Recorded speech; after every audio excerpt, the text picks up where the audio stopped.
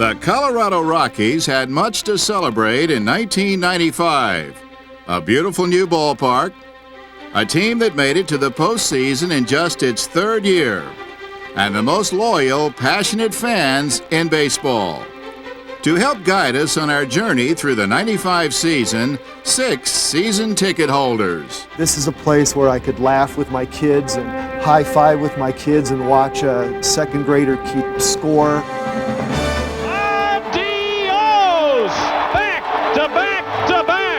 This place was just rumbling, and you could just feel the stand shake.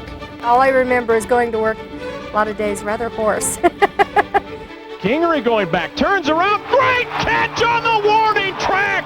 And the potential for runs being scored late in the game, anybody coming back, I knew there was still a chance. That ball's hit a long way, and you can kiss it goodbye! It's all over! The management and the ownership has just come through for the fans, I think. Dante. This may go to the concourse. It does. It's like building blocks, and you put them all together, and we've got the 95 season, which will go down in history.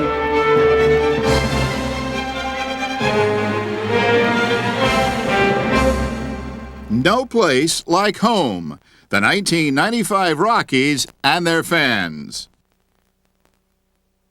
For the third straight year, the Rockies held spring training at High Corbett Field in Tucson, Arizona, where that special bond between the team and its fans was already evident. The Rockies had acquired free agent Bill Swift to bolster their pitching staff, and they signed Larry Walker. Rockies fans knew that they had played a role. He's probably the premier right fielder in the game. Whatever it took to get him, I believe the people in Colorado made that possible by the fan attendance. They've been able to spend more money in Colorado because of the support we've had, and as players we're very thankful because we think we can bring back a championship there. As the season approached, Colorado proudly unveiled the beautiful Coors Field, baseball's newest ballpark. And as the finishing touches were being put in place, the Rockies' newest right fielder, Larry Walker, received a special tour from the team's public relations director, Mike Swanson. Hey, Larry, welcome to Coors Field. Thanks, Wani. Hey, you want to go take a look at it? Yeah, let's go do it. Let's go. All right.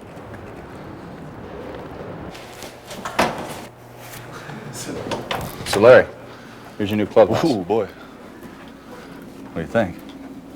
Rather large, isn't it? Is this for both teams or just our team? No, it's just our club. Wow. That's pretty big. That's my locker, huh? 33. I could sleep in there. Wow, that's pretty, it's a rather large locker. I got 2 empty ones on my side. I can get rid of the walls. I can just have a full thing. I can, I can have a little luncheon room over here and put a toilet over there. And it's heated in here like everything else in the ballpark. This is a hot park. So, Larry, why don't you get dressed and we'll show you the rest of the ballpark. Okay, let's do it.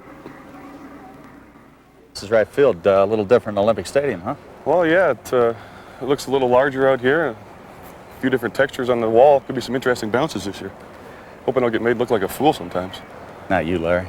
Walker, hit one up here. Ah, yeah, right, you bum. Strike out again. Get back in the dugout. So, Larry, pretty good-sized dugout, huh? Yeah, it's nice. A lot of room to move around. Got some telephones, so order some pizzas in when you're hungry. Got some heaters under the seat to keep your rear end warm when it gets down below freezing. We got it made. It's nice in here. You got a heated field, heated bench. You can't ask for anything else. Heat everywhere. What do you think of the turf out here? Well, it's nice and level. Feels hot though. I understand there's a heater underneath it. Is there? Yeah. It's heated? Yeah. Oh, jeez. God, that feels good. Oh, man. Think I'd get in trouble if I sit like this during the game? Yeah, just turn around and face the infield. Oh, that'd work pretty good. Yeah, that'd be good if I did that. That's nice. So, Larry, these guys behind home plate, they're pretty close to you, huh? Yeah, there's not a lot of room here, so it makes for a couple of interesting things on a pass ball or a wild pitch. You better be careful at third if you're going to try and score, and watch your language. These people might hear you and get really upset. I'll have to learn that for the whole year. Think you can remember that, eh? I'll remember that, eh? Thought I'd drop that on you. I wanted you to feel at home. Thank you, eh? Hey. Appreciate it. Come on, I want to show you something special here at Coors Field. Oh, super. You'll be excited when you get up here. Not that we haven't already practiced today, and this is our 10th take.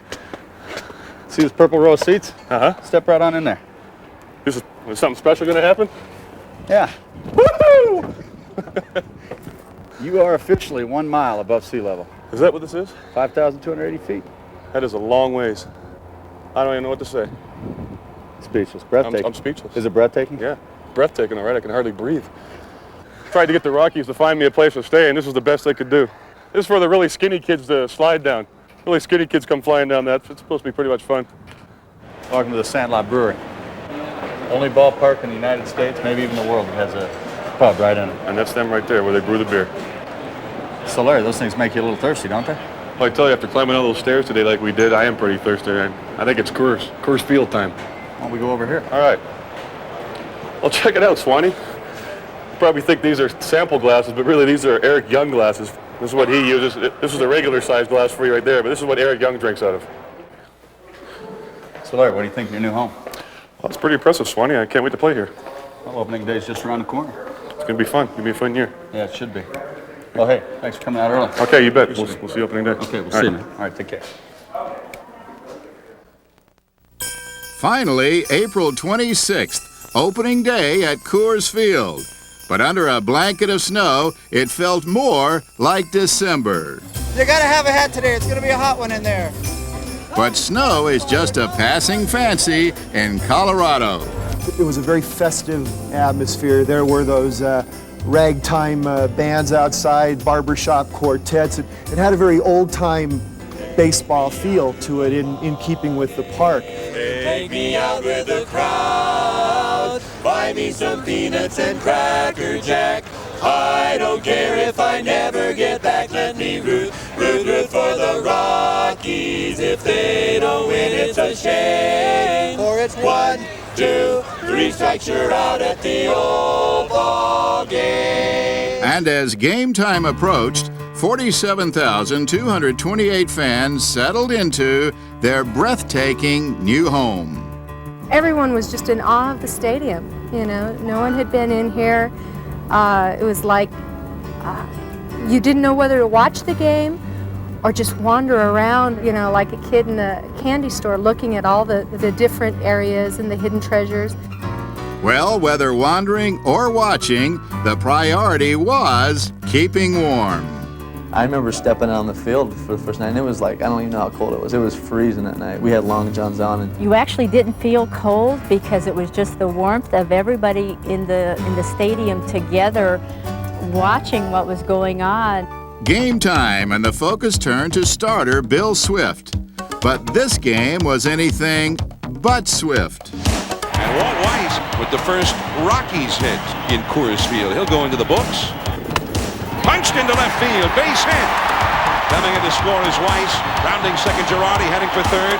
Heading for second is Walker. A stand-up, wrong way double. 1-0 Rockies.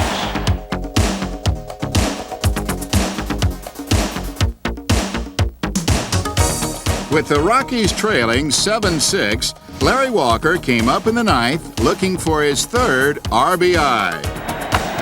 That's a base hit into the alleyway. They're going to have to hurry it back. Butler with the relay. They're sending it home. Sweet. It's tied up. But far from over. It is 9-8 for the Mets. The last of the 14th. 43 players have been used in this game. The game has been tied at 5, at 6, at 7, and at 8. You know, we were ready to win. That was 14 innings, and it was cold. And we'd fought back several times in that game to stay in the game. I think the enthusiasm overwhelmed any feelings of cold, and I didn't think about it, although I have to admit that in the 14th inning, I was really hoping for an end. Dante Bichette, 1 for 5 with a run batted in and a double. A base hit would tie the game most likely again. You know, I was just trying to lock in and just trying to zero in on getting a good pitch to hit. And I had a left-hander on the mound, I remember, and I've hit left-hander as well, so I liked my chances of hitting something hard. We're all sitting here, what if? And it's like, no, there's no way possible that he could actually hit a home run. Dante, over the last few years, does have a flair for the dramatic. You know, we're sitting here and my daughter and I start our Dante chant. Oh, Joe? Is Bichette pressing a little bit tonight? Well, it seems like he's trying to hit the ball out of the ballpark. You sit here playing that game. Wouldn't that be neat if he did? And you could hear it. Everybody was saying it. It wasn't just you thinking that, but everybody was thinking that. I knew if we got a couple guys on, I'd have a chance to win it, and that's what I went to play for. I went to the plate for one thing, and that was to hit a home run and win that game. Way back! And there's the storybook ending for the Rockies. The Rockies have won it on a home run by Bichette at last.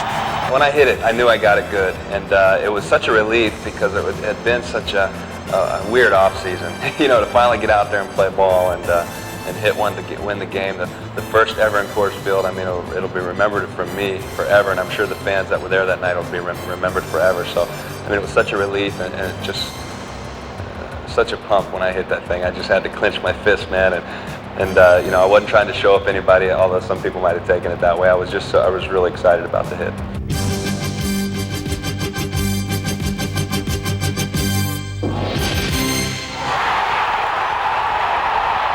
It was a thrilling time for just everybody, but I think the bond that Dante had with the fans at that particular time really kind of set the tone for the entire season, for the fans. Never leave your seat because this ball club was going to come back. Swung on, line drive, base hit, and the Rockies have won the game. Right from the start, the Rockies made it very clear this was no ordinary third-year team. And it's a ground ball to third. Castilla comes up with it, throws him out, and the Rockies win it 2-1. And Colorado undefeated in the early part of this 1995 season. Pitch to Girardi, swinging a bouncer back to the mound, off the glove. Coming home with the winning run is Mejia on an infield hit by Girardi. And the Rockies have won for the fourth time in a row in their last at-bat at Coors Field. We won some games in that stretch in the ninth inning on our last at-bat, and I think when you win games like that, it kind of brings the team together early, and that was one of the things that was key, was to bring this team together early, because this team has been thrown together in 3 years, and every year we add a guy here, we add a guy there, we get a Bill Swift, we get a Larry Walker, and Walt Weiss last year. They really got everybody together when you win games like that. He got the breaking ball in the air. 8-5 Colorado. Here's the pitch, swung on, driven to deep right field, and this one is going. It is gone. A grand slam for Dante Bichette. 3-2 pitch. Check swing. Did he go? Yes, and the ball game is over. And the Rockies have swept their old nemesis, the San Francisco Giants, a team that had defeated them 17 out of 23 times in the first 2 years. Not so far in 1995, a 3-game series sweep. 15 games, 11 wins, 4 defeats. Not bad. In mid-May, the Rockies descended on Atlanta, and a team against whom they were 2-23 at the time. What's more, they were slated to face Greg Maddux, a man who never seemed to lose. And Greg Maddux in the middle of a mound. Greg Maddux obviously is who Greg Maddux is. He doesn't need any introduction. But the Rockies said, "How are you?" Toward right field, another hit. It is 3-0. The Rockies went on to score 2 more runs, but Atlanta countered with 5 of its own. Then in the 8th, Mike Kingery singled home Andres Galarraga, and the Rockies had beaten the mighty Maddux 6-5, one of just 2 losses he'd suffer all year. I know it was a huge stepping stone anytime we beat the Atlanta Braves and beat their #1 pitcher in Greg Maddux. Just a few weeks later, bench coach Don Zimmer, a valuable part of the Rockies' first coaching staff, decided to take some time off from baseball, leaving behind some wonderful memories. He really was there for me to bounce things off of, to absorb as much as I could of the 40-plus years that he's been around the game. Then once that security blanket wasn't there, my managing ability leaped out a little bit. And I think he helped me the first 2 years to get to that point. Don Zimmer, great player, coach, manager, and no matter where he goes as a member of the Rockies, he's the first in the ballpark and the last to leave. Does he have some stories or what? Oh, he's great. You get him going on telling stories and he can just go for hours and hours. Don Zimmer brings something real special to any ball club he's associated with because of his 47 years of experience, his stories, his tremendous relationship with not only the players but the other coaches and the fans. He's a true baseball person. I don't think this organization would be where it is without Don Zimmer's help and his expertise in so many different ways. Making memories was also the topic in June, when several Rockies players joined Andres Galarraga to donate money to help refurbish baseball fields in the metro Denver area. Baseball needs to be played by the young kids. And who knows, right here in this field, there might be a future Rocky playing this week. Let's go and play baseball. And the first pitch at the first refurbished field was caught by Andres at first.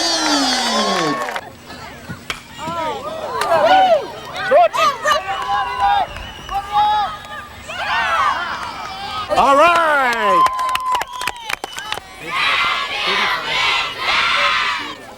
Well, Andres Galarraga might be a pussycat off the field, but on it, he's the Big Cat. It's a name he wears well, but where exactly did it come from? Big Cat's just got his nickname from just being quick as a cat, I guess. The cat! Oh, he reaches, he stretches, he scratches. The cat comes up, my daughter growls. Here's the pitch to the cat. He drives one right center field. Long run for Grissom, trying to chase it down. It's off the top of the wall. Oh, did he hit that ball hard? Hardest single hit in Coors Field history. But like any big cat, he likes to stretch him now and then. That ball is going to be off the wall! My daughter's screaming, the cat did it, the cat did it. A triple for the Big Cat.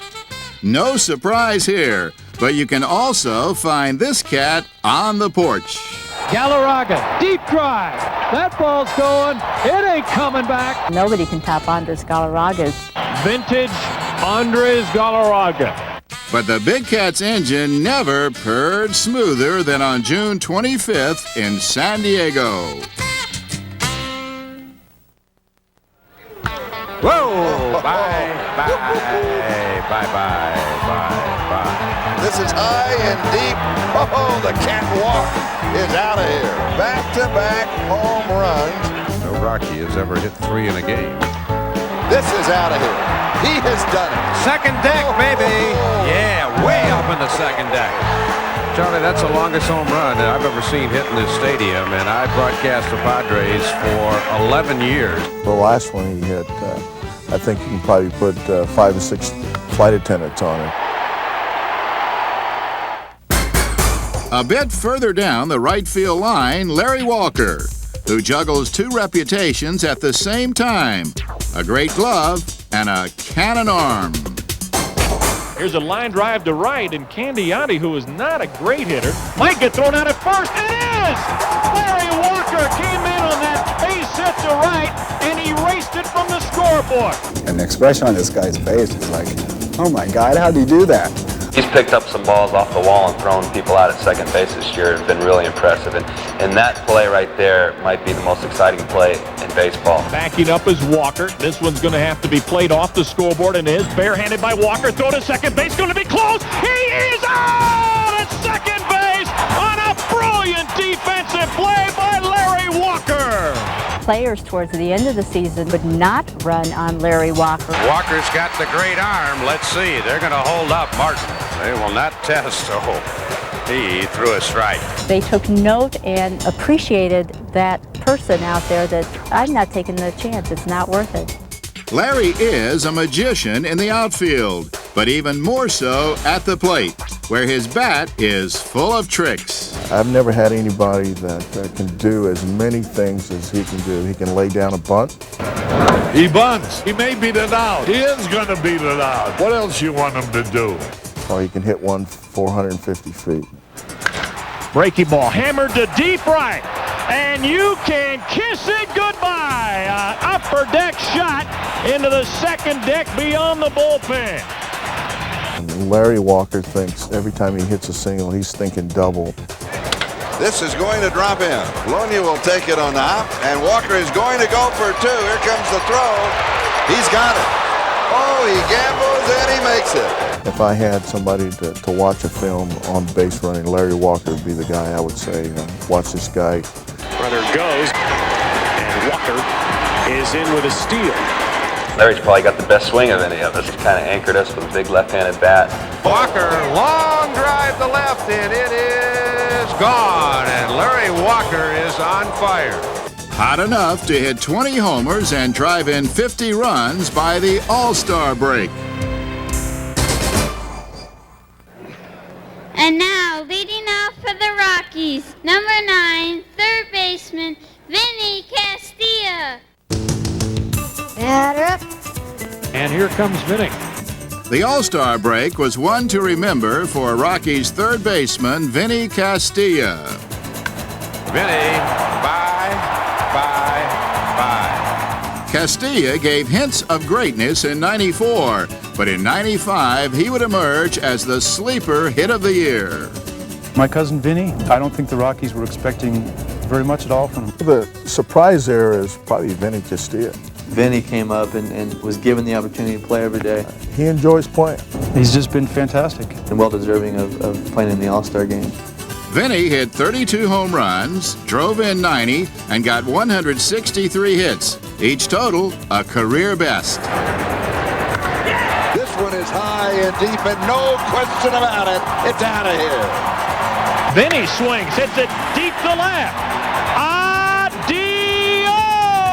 A home run for Castilla. Vinny's kind of like a firecracker. He's kind of quiet for a few games, and then all of a sudden he explodes. He's had many multi-home run games this year where there's just no stopping him. It's like a pitcher could be pitching BBs, and he would still see the ball and hit it out of the park.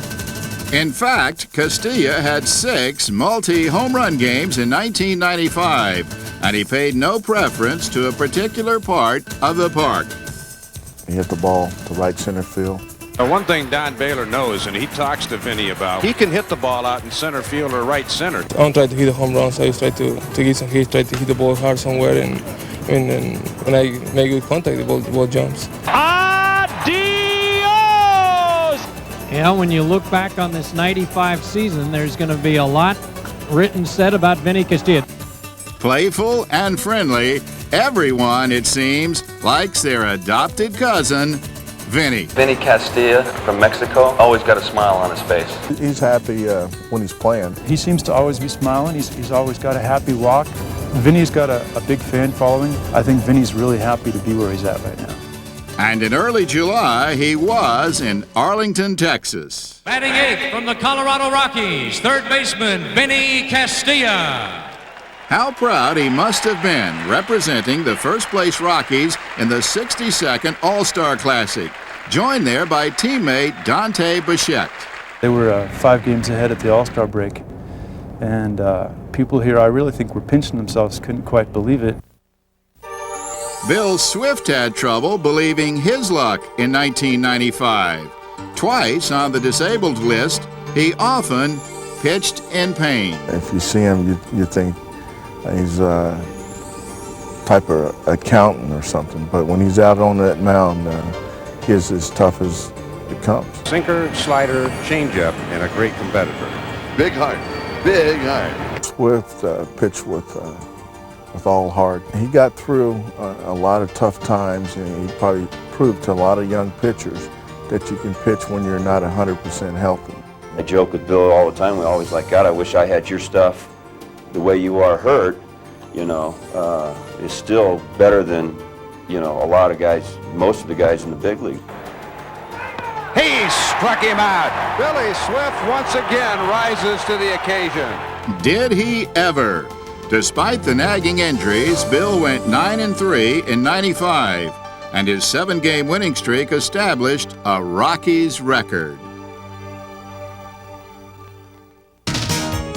Then there's the saga of Brian Ricard, who ascended through the organization at lightning speed and made his Major League debut before 48,000 fans on July 19th.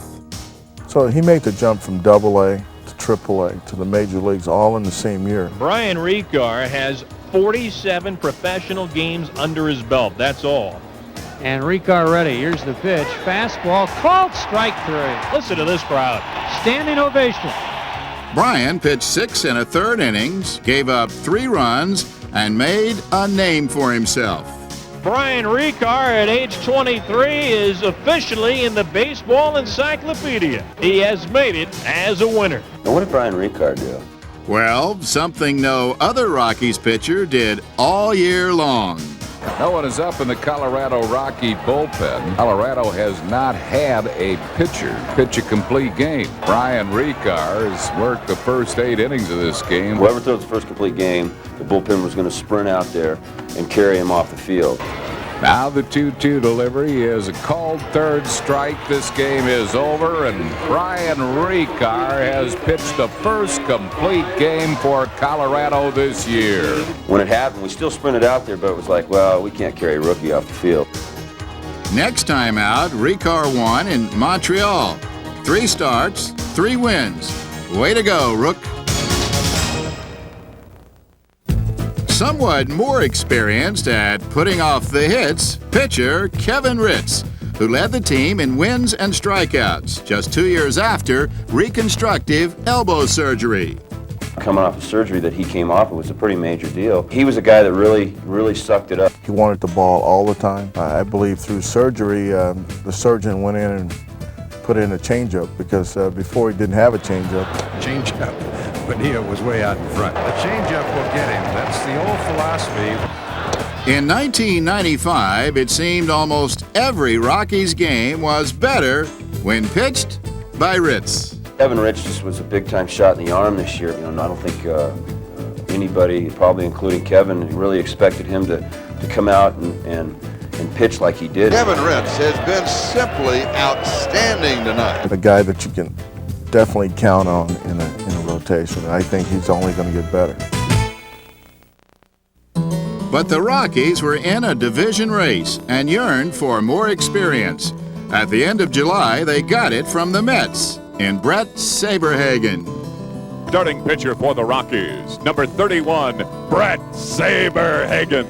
Saberhagen had the perfect name as Savior Hagen. A savior? Not in 95, though he did win his debut despite giving up 13 hits. It was like we got a big name pitcher, and and he gave it his all. He still got the standing ovation when he came out of the ball game.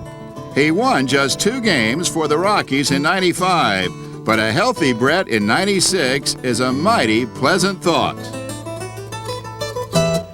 The health of the starting pitchers, or lack thereof, was a problem for the Rockies in 95, and it made the work of their bullpen that much more impressive.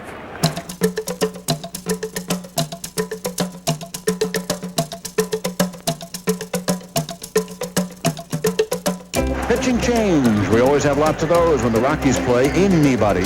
I got my running in. I didn't have to run before that because I was running back and forth to the mound all the time. Mike Munoz was one of 4 Rockies relievers with more than 60 appearances. Munoz made 64 trips out of the bullpen. Darren Holmes had 68 appearances and a team-high 14 saves.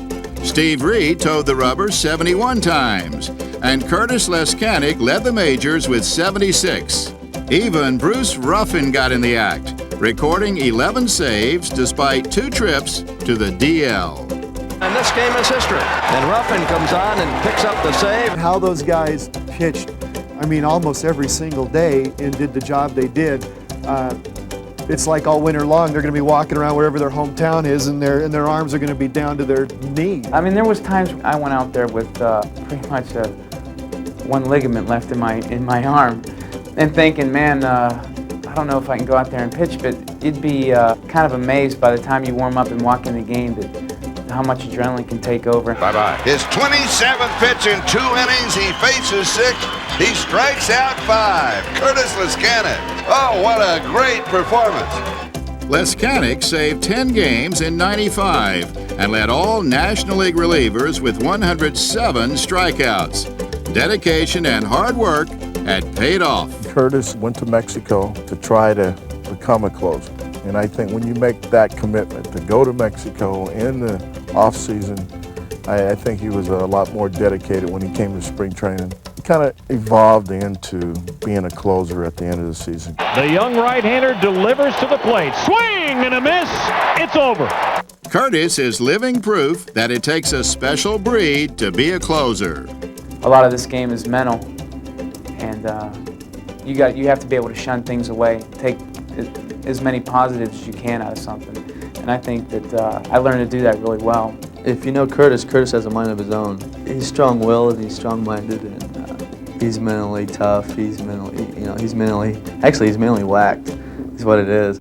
He's also the king of bullpen folklore. This is the gate to blood, sweat, and tear land. These are our two phones. This one gets used a lot. This one's a clubhouse phone. This calls up. You can call your wife on this or your girlfriend or whatever. Talk about flaky kids. I mean, they talk about Bichette being a flake. This guy is a real true flake. There's a cot back here, a water bed. All those closers can be a little bit goofy. You're right. That's a prerequisite to being a good closer. This kid's got it lock, stock, and barrel. He shaves his arm so that he gets a little more velocity on his fastball. I get in the hot tub and, relax and shave a little bit. He is weird. He can recite My Cousin Vinny from the beginning to the end. I think I'm the same as the next guy. A couple fans usually know this is my pickup area. We'll drop down some cookies. Cookies for Curtis. That's cookies for Curtis. Is it illegal to feed the bullpen? The lady was calling me over, and I walked over, and she dropped a bag of cookies down there. And she goes, here's, make sure you guys are nice and fed for tonight's game. I want you guys to, eat some sugar and get lots of energy. And But sometimes even the imagination of a closer can run wild. A lot of guys, this season were waking up with cold sweats. Maybe they would hear the phone during the day and it would shock them. A lot of the guys were complaining about it one day in the locker room. So we decided to get together and go see a psychiatrist. And as we were going to see this psychiatrist and talking to him day to day and from week to week, he thought that maybe if we got like an outdoors-ish type of atmosphere, that this would take some of our frustrations out and it would maybe keep us on an even keel, so to speak. We talked to Bob Gebhardt about it, and he figured that he thinks he can help us out. So he planted these lovely trees and some shrubbery with some flowers in here. He figured that this would help us out a lot. Now there's, a lot of things that we can do with this next year. I mean, we can plant some deer in here and maybe put a little pond over here with some ducks. He's a nut, there's no doubt about it. I mean, I think I'm, just perfectly fine. The Rockies were doing just fine in early August, leading their division by as much as 3.5 games. And as usual, their bats were doing the talking. 2-1 pitch, deep drive, left field. That ball's going. It ain't coming back. Rockies win the game. Vinny Castillo with his 28th home run of the year. It's a 2-run shot, and the Rockies in the bottom of the ninth win this ball game 4-2. But you don't win games with just offense alone. Walker, diving catch! And the 1995 Rockies could throw around the leather with the best. Kingery coming on, makes a one-handed grab. Going for two, here's the throw, the dive, and he is out. Rick Wilkins trying to stretch it. And he hits a great stop by Galarraga. What a play by Dante.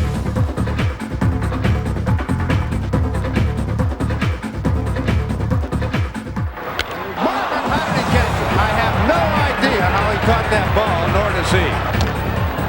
Down to third. Vinny throws off balance in time for the out. Bouncing ball. Ewy's got to go a long way. He's got it. Can he get him? Yep. And a fly ball down the left field line. Dante Bichette slides and the ball's into his glove. How did he catch that ball? Anthony swings, rolls one, big slides from the outfield grass, goes to first, got him. Swung on, line drive, center field. Here comes a throw, he's going to be out at the plate. A great throw by Kingery. My favorite defensive plays, I think, have come from Mr. Underrated himself, Walt Weiss at shortstop. great plays were routine for the veteran Walt Weiss, who day after day did the job in his own inimitable style. I know before every pitch he's crouched over, and right before every pitch he does this with his arm. He gets it ready to throw. He gives it, one cock like that. And I've just seen plays where he's gone in the hole parallel to the ground. He gets up and the ball is gone. Great play by Weiss. I love watching Walt Weiss play. How he gets some of those balls and then can throw accurately to first base. It amazes me how you've got that dexterity, to do something like that. And this is a one-hopper to Walt Weiss, the shovel. They get one to double play, they turn it. Oh! Walt Weiss diving to his left. Almost every game he makes a fantastic play. Dive to his left, pick it up, gloves, spin, 360, throw it, throw, stretch, and then Andre scoops it up. Good play. The big plays don't show up in the box scores the next day or in the stats, but this guy, if there was 30 home run equivalent in fielding, he did it. Come September, the Rockies had to face the fact they were indeed in a pennant race, a very nice place to be. And a crucial homestand against the division-leading Reds and Braves would tell a lot about their chances. The feeling of them coming in, that was like a mini playoff. The 1-1. Swung on. Deep drive. Left center field. That ball's going. It ain't coming back. Oh, yeah. Grand slam. Big cat. The Rockies hit the Reds with a 7-run 7th inning. Pulls it to right. Walker with a run. How about that catch by Larry Walker? After 2 days in the Mile High City, the Reds come short on the offensive side. Boy, the Reds' offense looks like for lack of oxygen up here at 5,000 feet. Tell you what, you want pennant race fever, you want pennant race pressure. The right-hander's pitch swung on, fly ball to right. Walker's there. He's got it. The Rockies turn away the Cincinnati Reds with the bases loaded in the top of the 9th inning. The Rockies have swept the Reds. They now say hello Atlanta tomorrow night. Kingery the winning run at second. Walker aboard at first. The pitch. Galarraga swings, rips it down the left field line into the corner. It's a fair ball off the wall. The Rockies are going to win the game. Kingery scores. 5-4. The Rockies have won it on Galarraga's hit. The Rockies go into first place by a full game over the Dodgers in the West. Don Baylor popped out of that dugout with the biggest jump you'll ever see as Kingery crossed the plate with the winning run. Sweeping Cincinnati was definitely, and seeing that was great. But boy, getting the Braves, that first game was awesome. 5-game winning streak. If they win one tonight, it would match the longest in franchise history. One of the formulas you use for beating a team is score early and then score more to let them know you're serious. They're doing it. They're putting it all together. They are a contender. They are definitely going to do something. Eric Young was a big reason the Rockies were in the pennant race, and so was Jason Bates.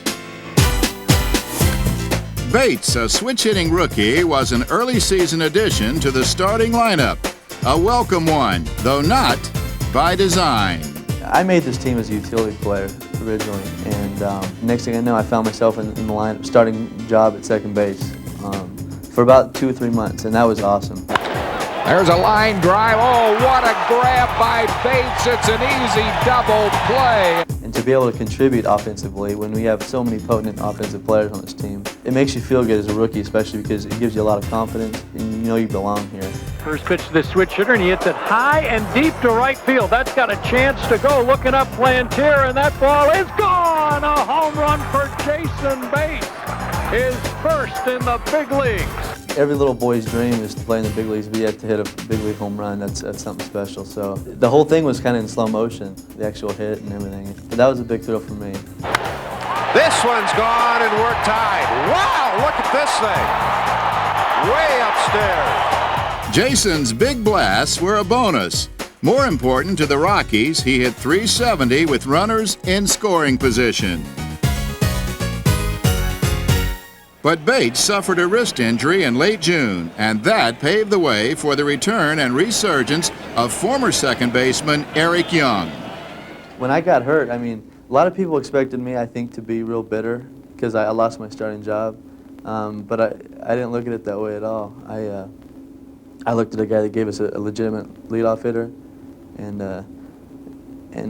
that really carried us offensively.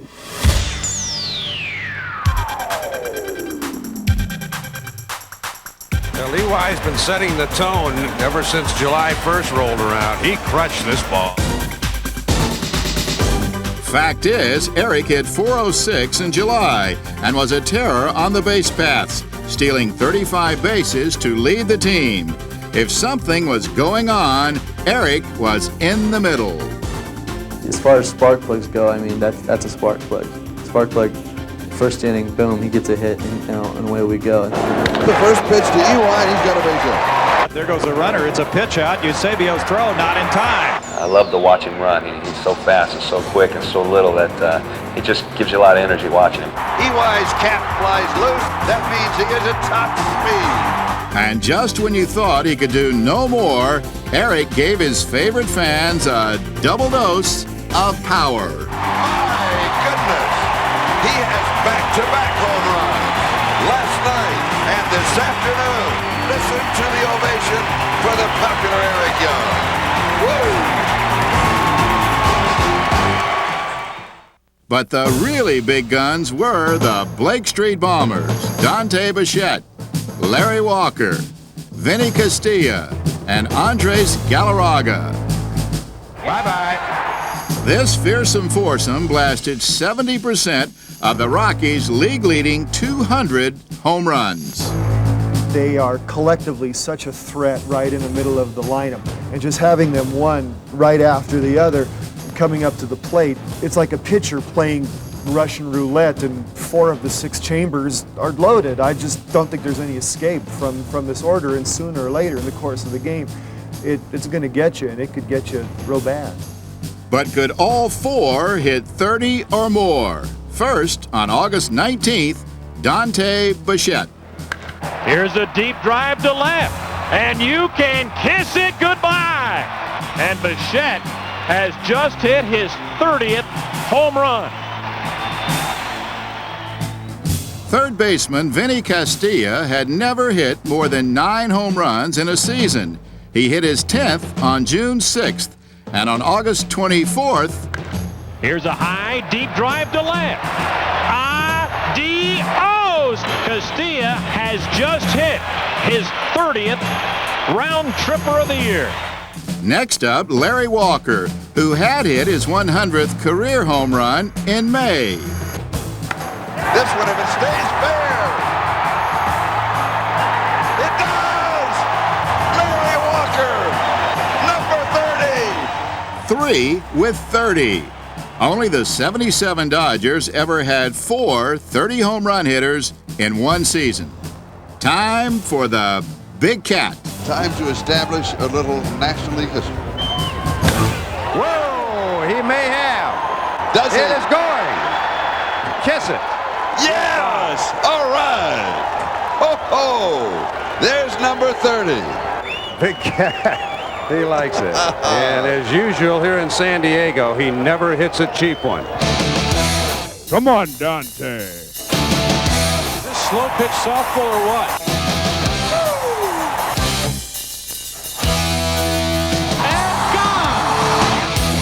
But of all the Blake Street Bombers, one guy's numbers warranted consideration for league MVP. Dante Bichette, the throwback.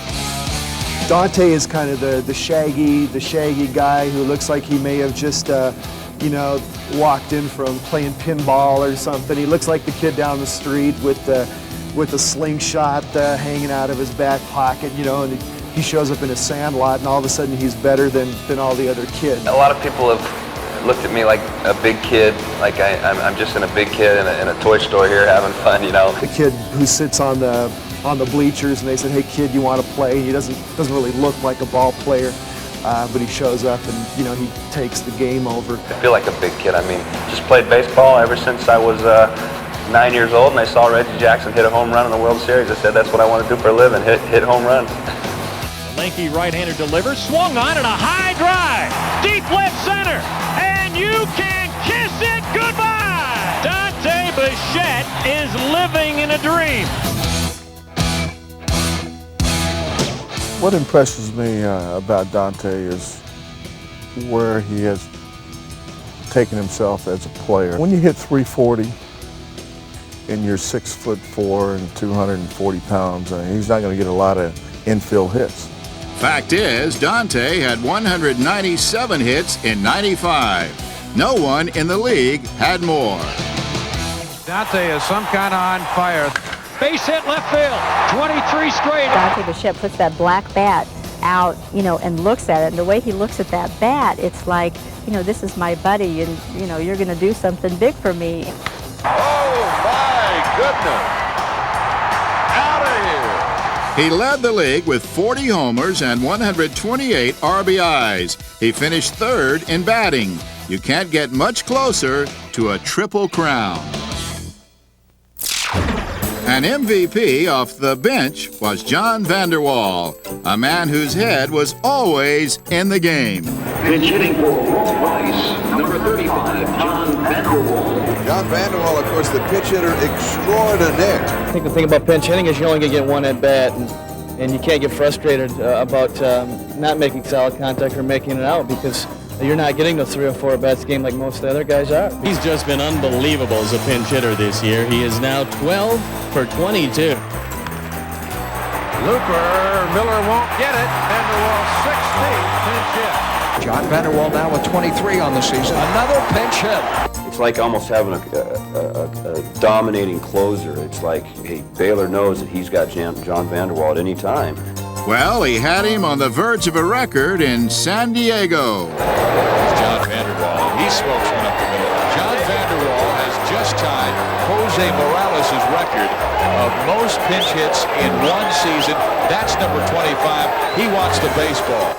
And Jose's record was left behind when Vander Wal went to San Francisco. I was fortunate enough that Sergio Valdez left, I believe it was a changeup up in the zone, and I got full extension on it. Deep to right, Hill going back, looking up, that ball is gone! A home run for John Vander Wal, and he has set the Major League record for pinch hits in a season in a huge way. It was a special feeling because I knew that I had just broken the record, and I broke it on a home run, which you can't beat that. I'm not sure if my record will stay that long, or maybe it'll stay longer, but I guess it's the accomplishment that I did break a record, and I'm in the record books, and I'm very proud of that accomplishment. I had to pinch hit when I was younger, and I just couldn't do it. What he's accomplished this year, it might be one of the most unbelievable feats of the year. The swing of the master craftsman at work. As the Rockies and Dodgers prepared for a crucial late September series in Los Angeles, Dodger fans took a little heat. It's just the lifestyle. People here are more committed to the Rockies, I think. In LA, that's a completely different animal. Those people come in the 3rd, they leave in the 7th. The people are leaving. It's a no-hitter. You gotta be kidding me. What, you gonna try and beat the traffic, you bozos? I can't comprehend, especially whenever it's not a blowout, leaving early. It's like, no, we don't do this. We mentioned the crowd tonight, and I tell you, most of the 46,000 on hand have stayed. Things like temperature and time of night, they're not important to a Rockies fan. They've had baseball on the West Coast for 35 years now, and I think they kind of take it for granted. Los Angeles, it's more of a chic thing to show up at the 3rd inning and have your beer and show everybody your jewelry, and then leave in the 6th or 7th inning to beat everybody else out of the ballpark. Well, with the fans and the teams at the peak of their game, the Rockies ventured into Los Angeles on September 25th with a 1/2 game lead on the Dodgers. There's nothing like being in a pennant race and being in September. I mean, the nerves are high, tension's high, and that's why you're here. It's been a great year. But I tell you what, there's a fine line between being a really great year, a really special year, and just being a good year. And we're walking that line right now, and hopefully we can, get over the edge there. A slip here could cost a division title, and those tensions were high. Bichette hit his 39th home run to give Colorado a 6th inning lead, but the Dodgers prevailed and knocked the Rockies out of first. Now, we came in here wanting to win the series. We got to win the next 2 in a row. No problem in Game 2 as Walker belted 2.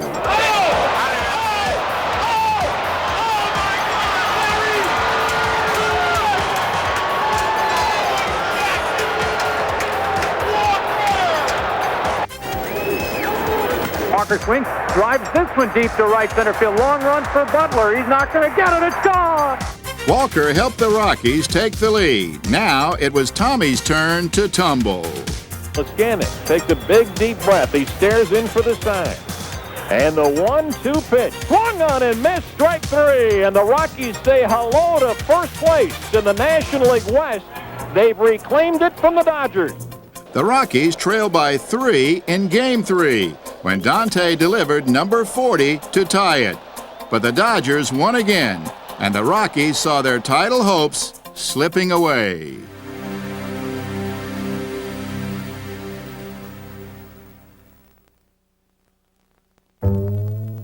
Ah, but home is where the heart is, and hopefully some wins. And it'll be interesting to see how the Rockies react to finally getting back home right in the midst of pennant fever.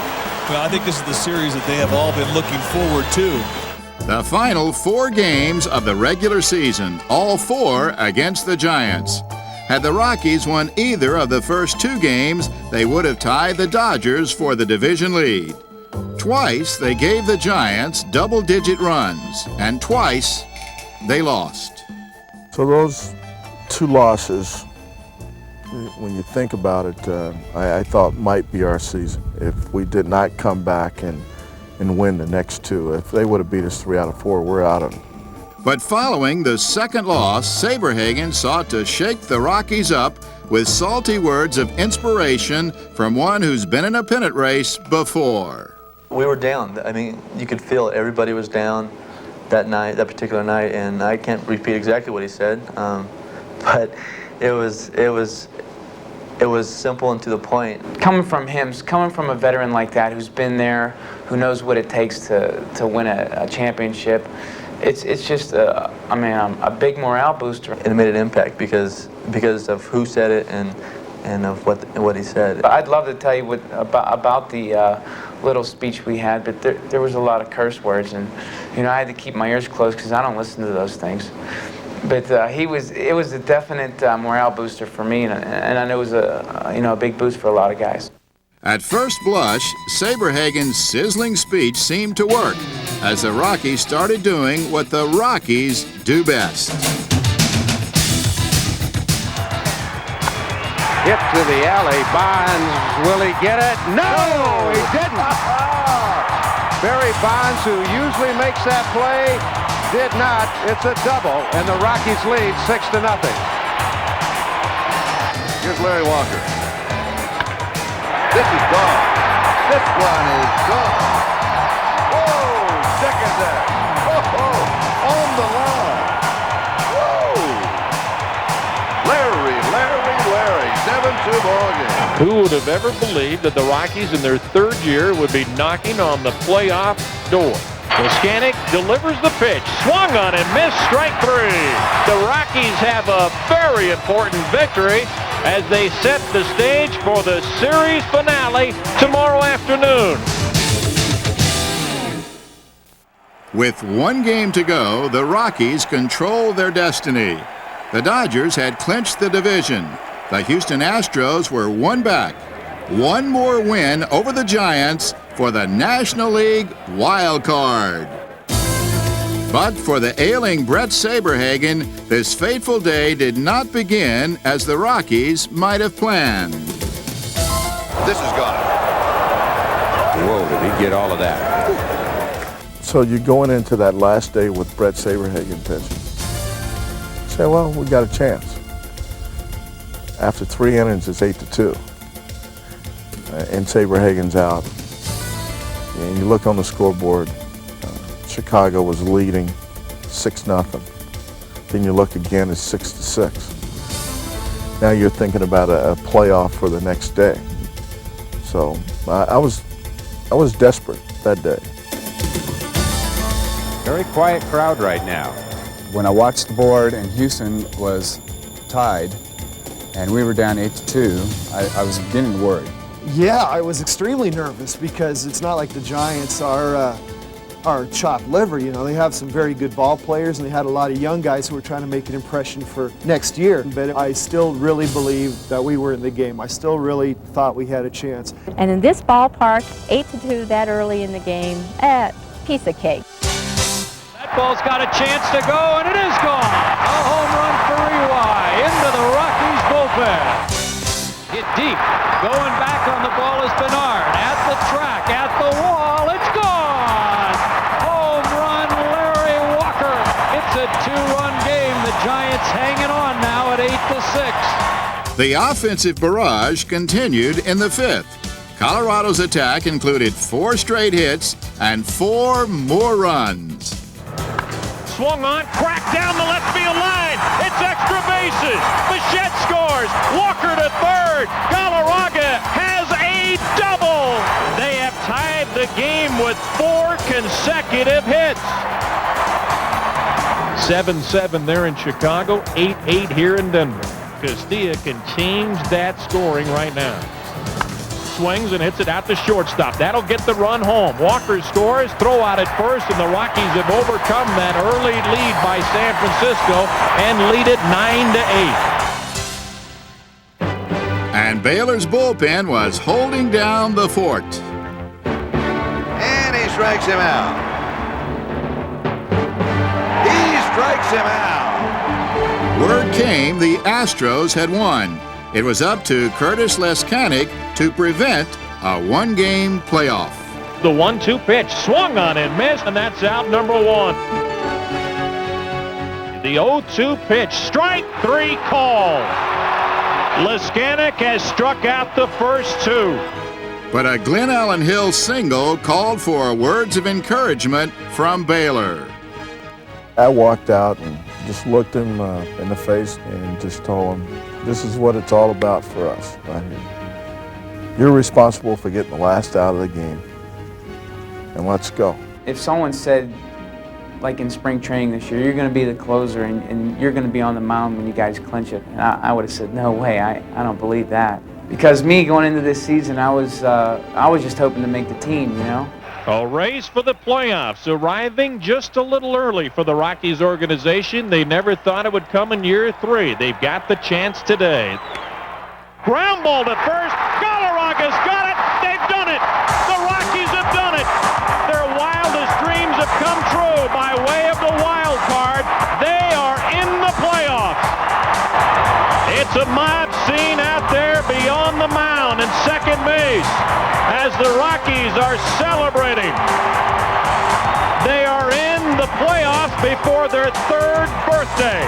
You know, I don't think people knew how to act winning a wild card spot. You know, it's never been done before, so we didn't know how we were going to act. But when he got that last out to assure us in the playoffs, he jumped about 6 feet high, and the whole team did too. I mean, after I threw the pitch and saw Cat tag first base, man, I don't know what it was. I just got this wave of heat that ran up through my feet all the way to my head.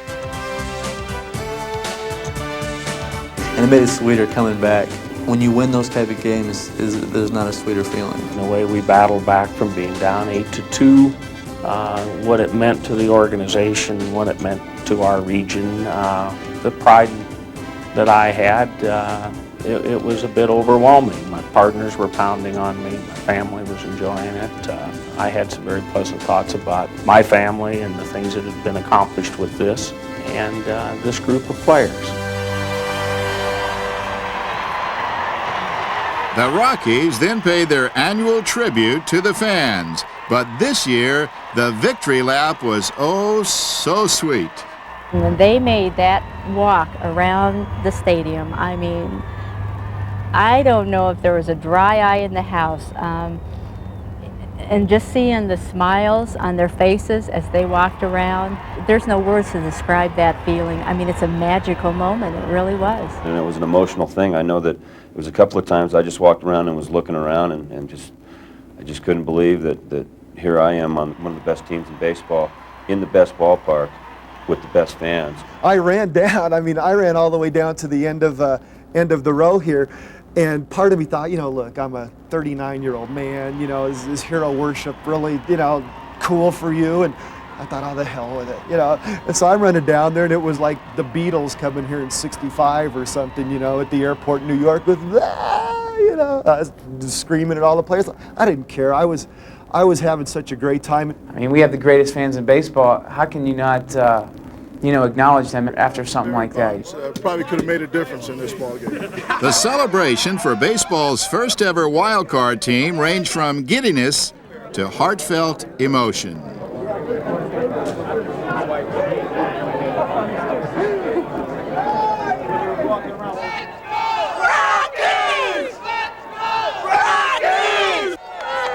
Outside, a delirious city rejoiced, filled with pride and pennant fever, now anxious to take that next step. Yeah, playoff! Yeah!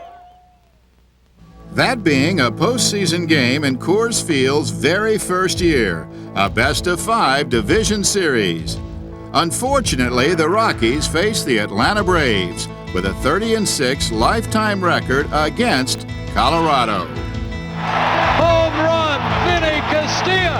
Rockies lead 3-1. Back to Maddox. Pitcher to home to first. He gets the fourth double play of the night. Oh, what a play by Walt Weiss. And the Atlanta Braves hold on, but barely. On the first pitch of the ball game, Marquise Grissom gives the Atlanta Braves a 1-0 lead. His second. Walker's just hit a 3-run homer. It's all even. McGriff around third, heading home. Here's the throw by Kingery. The slide. He is safe. The Atlanta Braves have taken a 2-0 lead in this best-of-5 series. So the series moved to Atlanta, where, with their backs to the wall, the Rockies responded. Home run for Eric Young, 3-0 Rockies. And that one's gone. Fly ball, shallow left field. Bichette coming on, can't get it. We are tied 5-5. Deep short and by Mordecai in the left field. Here comes Bichette around third, heading home. The throw by Ryan Klesko won't get him. And the Colorado Rockies have forged back in front, 6-5. Here's Fred McGriff with 2 outs. Line drive, right center field. Coming on is the right fielder Larry Walker. And the Colorado Rockies have scored their first ever playoff victory. It was, of course, the last game they'd win in '95, and the Braves would go on to capture the World Series. But for Manager of the Year, Don Baylor and the Colorado Rockies, the 1995 season was still a wonderful success. A team and its fans, more than 3 million strong, for whom there was no place like home. I had a bunch of players that I was honored to manage, and I had something to give back to the fans. I had a team that they fell in love with.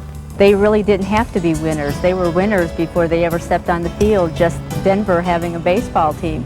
So them having a winning season was like icing on top of the cake. Everybody said we couldn't do it, and we did it. Just the resiliency of the team with bouncing back all the time, grinded it out.